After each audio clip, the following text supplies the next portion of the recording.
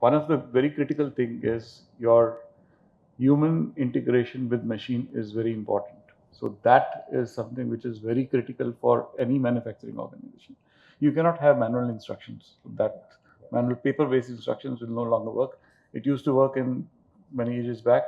Toyota was one of the best in terms of following those instructions, but you have to have these instructions coming to your systems and changing dynamically, and also continuous feedback in terms of, you have feedback coming in terms of what is the quality which has been produced. The feedback comes to your operator back into the system, and he takes care in the next batch which he manufactures that these are the things that he needs to do.